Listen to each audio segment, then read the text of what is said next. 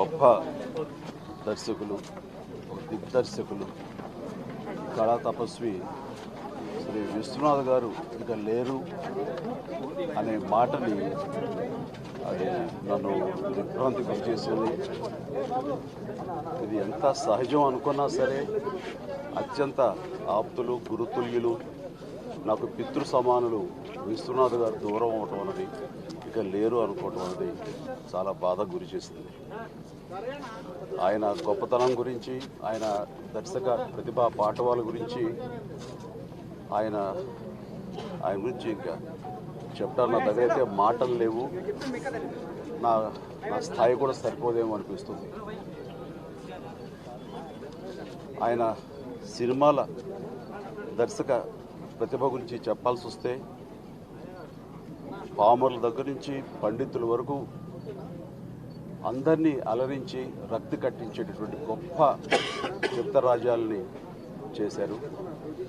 వాటిని పెద్ద బ్లాక్ బస్టర్స్గా చేశారు. అలాంటి ఘనత, అలాంటి దర్శకులు ఇక లేరు, ఇక రారేమో అనిపిస్తుంది. చాలా సున్నితమైన అంశాలతోటి చాలా సునిశ్చితంగా వాటిని హ్యాండిల్ చేస్తూ సహజత్వానికి చాలా దగ్గరగా, ఒక రకంగా చెప్పాలంటే ఆర్ట్ ఫిల్మ్స్ లాంటివి తీస్తూ వాటిని జనరంజకంగా చేస్తూ ఆమోదయోగ్యంగా పెద్ద బ్లాక్ బస్టర్స్గా చేయటం అనేది అది ఆషామాషి విషయం కాదు. ఆయనకున్నటువంటి కన్విక్షను, ఆయనకున్న సినిమా పట్ల పట్టు, ప్రజల పట్ల ఖచ్చితంగా దీన్ని ఆదరిస్తారన్న నమ్మకం, అలాంటి గొప్ప చిత్రరాజ్యాలు మనకి తెలుగువారికి చిత్ర పరిశ్రమ రావడం అనేది మనం చాలా గొప్పగా, గొప్ప అదృష్టంగా మనం భావించాలి. ఆయన మన ఏ సినిమా తీసినా ఒక కమిట్మెంట్ ఉన్న దర్శకుడు ఆయన. అది ఆ కమిట్మెంట్ టువర్డ్స్ మన తెలుగు సత్సాంప్రదాయాల్ని, సంగీతాన్ని, సాహిత్యాన్ని ప్రపంచ దేశాలకి అంతర్జాతీయ స్థాయిలో తన సినిమాల ద్వారా చూపించే గొప్ప కమిట్మెంట్ ఉంటుంది ఆ దర్శకులు ఆయన. ఏ సినిమా, ఏ సబ్జెక్టు తీసుకున్నా సరే ఇవన్నీ కూడా అందులో పొందుపరుస్తూ తన వంతు ఒక బాధ్యతగా ఆయన మన సత్సంప్రదాయాలన్నీ కూడా ముందుకు తీసుకెళ్ళినటువంటి వ్యక్తి ఆయన. అలాగే మన తెలుగు సినిమా ఖ్యాతిని ప్రపంచ స్థాయికి తీసుకెళ్ళినటువంటి దిగ్దర్శకులు ఆయన. ఆయన గురించి ఎంత చెప్పినా తక్కువే అవుతుంది. అలాంటి గొప్ప దర్శకుడి దగ్గర పనిచేయటం అన్నది నా బిగినింగ్స్ టైంలో అల్లు అరవింద్ గారు నిర్మించినటువంటి శుభలేఖ కానివ్వండి, ఏడిది నాగేశ్వరరావు గారి పూర్ణోదయం నుంచి వచ్చేటువంటి సినిమాలు స్వయం కృషి, ఆపద్ బాంధవుడు, ఇవి నటించడం అన్నది నాకు దక్కిన గొప్ప అదృష్టం, అవకాశం అని. ఆయన దర్శకత్వంలో నేను నటనలో మరిన్ని మెళుకువలు తెలుసుకోవడానికి, నటన పట్ల మరింత అవగాహన పెంచుకోవడానికి నాకు ఎంతో దోహదపడ్డాయి.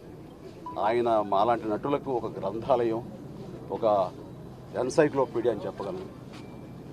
ఆయన సినిమాలు నేటి యువ దర్శకులకి ఒక ఒక ఒక గ్రంథాలయం అని చెప్పగలను. అవి అంతటి చక్కటి దర్శక ప్రతిభ కనబరుస్తూ ఉంటుంది. అలాంటి దర్శకులు మళ్ళీ రారు, మళ్ళీ ఉండరేమో. ఏవైనా ఆయనతోటి నాకు వృత్తిపరంగా నాకు ఆయన గురుతుల్యులు, అలాగే వ్యక్తిగతంగా ఆయన నాకు పితృ సమానం. ఆయనకి నాకు ఈ అనుబంధం ఎలాగ ఏర్పడిందో ఏమిటో తెలియదు. నిజంగా దైవేచ్ఛ. చాలా సందర్భాలు చెప్పాను. నేను డైట్ చేసి ఏమి తినకుండా షూటింగ్ చేస్తుంటే అది సబబు కాదు అంటూ ఆయన చేతితోటి అన్నం కలిపి నాకు అన్నం పెట్టేటువంటి సందర్భం తలుచుకుంటుంటే నిజంగా చాలా బాధగా అనిపిస్తుంటుంది. అది సినిమా పరిశ్రమలో చాలా తక్కువగా చూస్తుండదు, బహుశా చూడమేమో. ఒక గొప్ప దర్శకుడికి ఒక నటుడి పట్ల అంత ప్రేమ వాత్సల్యం ఉంటాం మనం చూడం. అందుకని ఆయన పట్ల నాకు ఆ తండ్రి భావం నాకు అలా ఉండిపోయింది. ఆ భావంతో ఇంద్ర షూటింగ్ వారణాసిలో జరుగుతున్నప్పుడు అమ్మని అంటే జయలక్ష్మి గారిని, విశ్వనాథ్ గారిని అక్కడికి పిలిస్తే బాగుండు అని అనిపించి అనుకున్న తడవుగానే వారికి ఫోన్ చేయగానే రమ్మంటామేంటయ్యా అన్నారు. రండి గురుగారు, మీరు డెఫినెట్గా బాగుండి, అమ్మని కూడా తీసుకురండి అంటే. ఇది చిరంజీవి పిలుపు అనుకోవట్లేదయ్యా, శివశంకర వరప్రసాద్ పిలుపు అనుకుంటున్నాను, ఆ శివుడే పిలిచాడు అనుకుంటున్నాను, బయలుదేరతానని చెప్పేసి నేను చేసిన ఏర్పాట్లకి ఆయన వచ్చేసి 2 days అక్కడ నాతో పాటు వారణాసిలో ఉండి ఆతిథ్యం పొంది అది ఇలాంటివన్నీ కూడా మేము అనుకుంటే అది జరగదయ్యా, శివేశ్చ, ఆ శివుడు పిలిస్తే జరుగుతుంది. అది నీ ద్వారా నాకు సంక్రమించడం, నాకు జరగడం అనేది నాకు గొప్ప అదృష్టం అని ఆయన అంటుంటే, అదే ప్రేమ వాత్సల్యం నిన్న మొన్నటిదాకా ఆయన కనబరుస్తుంటే నిజంగా ఒక తండ్రిని పోగొట్టుకున్నంత బాధ, భారంగా ఉంది. అది దైవ సంకల్పమో లేకపోతే యాదృచ్ఛికమో తెలియదు.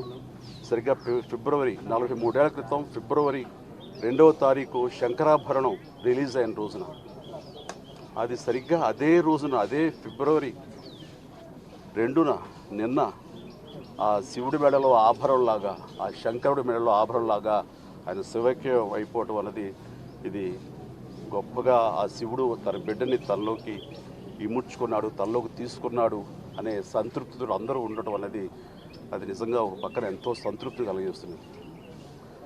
ఆయన ఆత్మ శాంతి చేకూరాలని, ఆ కుటుంబ సభ్యులకు అన్ని రకాలుగా తట్టుకునే శక్తిని ఆ భగవంతుడు ఇవ్వాలని నా ప్రగాఢ సానుభూతిని తెలియజేస్తున్నాను.